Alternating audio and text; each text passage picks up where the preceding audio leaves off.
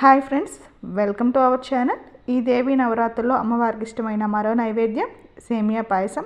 దీన్ని రెడీ చేయడం కోసం ముందుగా స్టవ్ మీద ఒక గిన్నె పెట్టేసుకొని అందులో ఈ గ్లాస్ తోటి 4 గ్లాసుల పాలను అయితే ముందుగా తీసుకుంటున్నాను. తర్వాత ఒక గ్లాస్ వాటర్ను కూడా యాడ్ చేసి మనము ఈ పాలని కాచుకోవాలి. ఈ పాలు కాగేలోపు వేరొక ప్యాన్లో 1 టేబుల్ స్పూన్ నెయ్యి వేసుకొని ఇది హీట్ అయ్యాక మొదటగా జీడిపప్పును వేసుకొని ఇవి లైట్గా ఫ్రై అయిన తర్వాత కొంచెం కిస్మిస్ని కూడా యాడ్ చేసుకోవాలి. ఈ రెండింటిని కూడా ఈ విధంగా ఫ్రై చేసేసుకొని ఒక బౌల్లోకి తీసేసుకుందాము. ఇప్పుడు అదే ప్యాన్లో 1 గ్లాస్ సేమియాను కూడా వేసేసుకొని కలర్ చేంజ్ అయ్యే వరకు ఫ్రై చేసుకోవాలి. స్టవ్ మీడియం ఫ్లేమ్లో పెట్టి మాడకుండా జాగ్రత్తగా ఫ్రై చేసుకోవాలండి. ఈలోపు చూడండి, మనకి పాలు అనేది ఒక పొంగు వచ్చేసింది కదా, మనకి సేమియా కూడా వేగిపోయింది.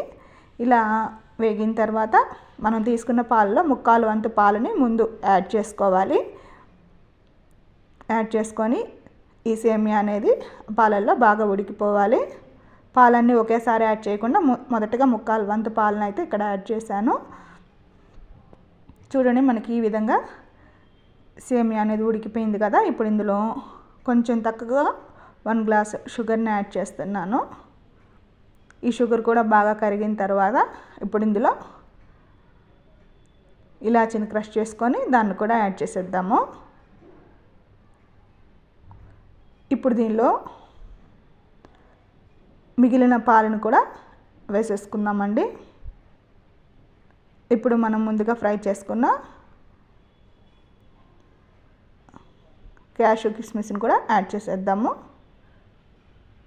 ఒకసారి మిక్స్ చేసేసుకుంటే మనకి ఎంతో రుచిగా ఉండే సేమియా పాయసం అనేది రెడీ అయిపోతుందండి.